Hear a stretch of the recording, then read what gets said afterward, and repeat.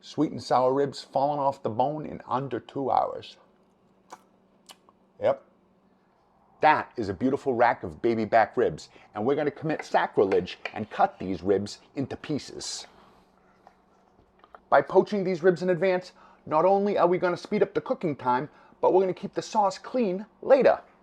That 5-minute poach is totally worth it, I promise. And no, we're not going to sacrifice all the flavor.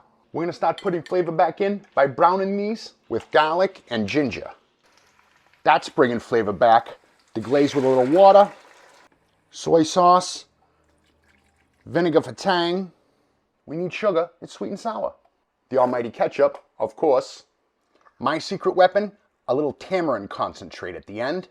Give everything a good toss. A piece of parchment will limit evaporation, and a lid. In an hour, those will be tender.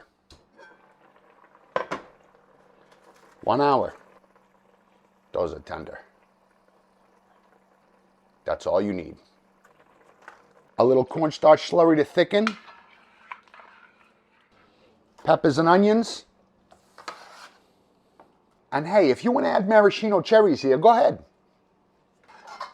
Oh, that's beautiful.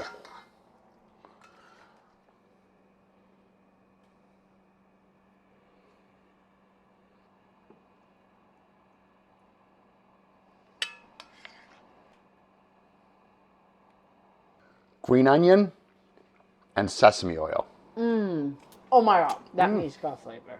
So much flavor. Sweet and tangy sauce.